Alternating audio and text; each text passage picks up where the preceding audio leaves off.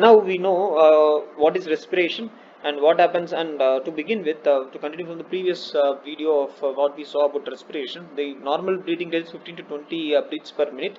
If it is lesser than then it results in hypoventilation, resulting in breathlessness, and if it's not taken care, ultimately leads to fatality or death.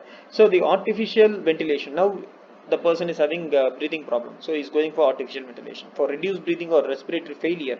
Mechanical devices or respirators are used in hospital.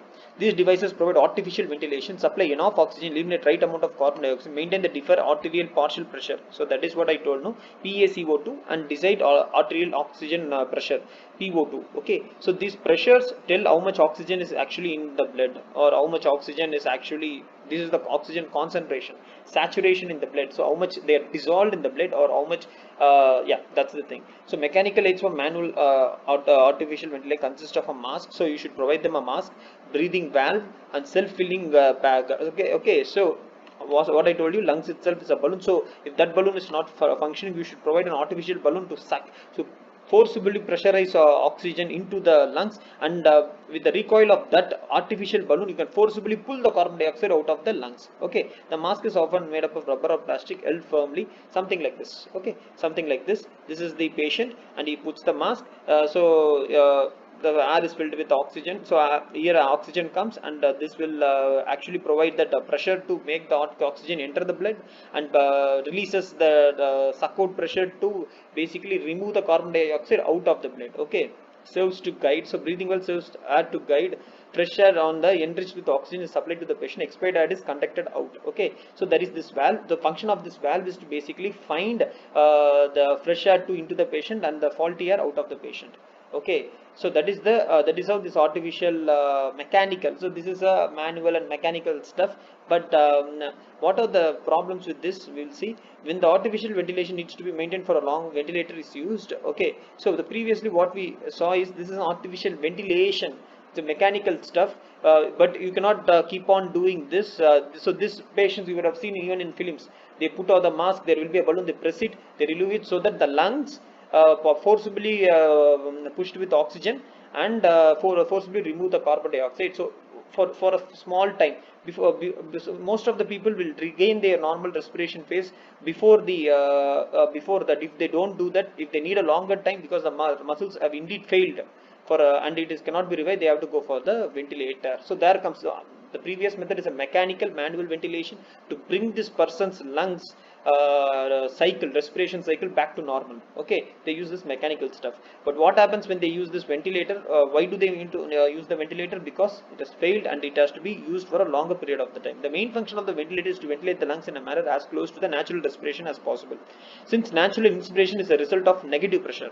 Okay, so that is in the plural generated by the movement of diaphragm. Ventilators are initially designed to create the same effect. These ventilators are called negative pressure ventilators. In this design, the flow of air to the lungs is facilitated by generating negative pressure around the thoracic cavity.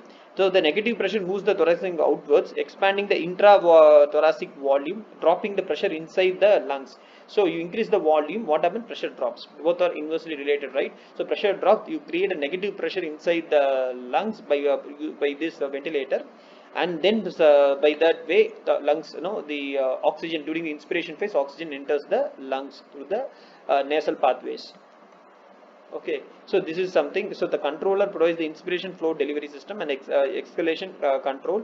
So however, because of several engineering problems impeding the implementation concept, difficulty of accessing patient for care and monitoring have not become really popular. There comes, so even though we are developing a system that makes the natural pathway, it's not easily available. So what they have used is, they have gone for the positive pressure ventilator. Okay, so what is this positive pressure ventilator?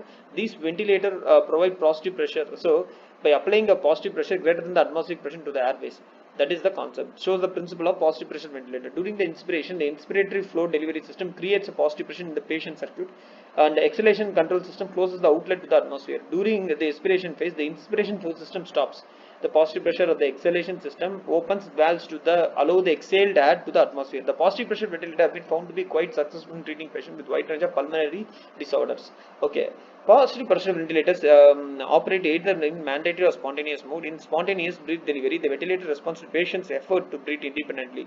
Therefore, the patient can control the volume and the rate of respiration. Spontaneous breath delivery is used for the patient who are on their way to full recovery but not completely ready to breathe from the atmosphere without mechanical assistance.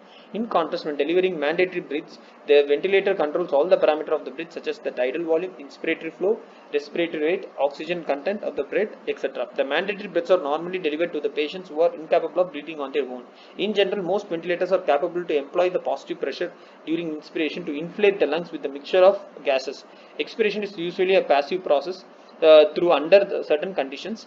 So expiratory pressure in order to improve the arterial oxygen pressure. So previously what happened is there is a development of negative pressure, but due to the design problem they went for positive pressure. So you create a positive pressure greater, so you forcibly put the uh, uh, uh, what is that, the oxygen into the lungs using the inspiratory flow delivery system, and by that way no there is a pressure of greater value maintained in the lungs when compared to the atmospheric pressure.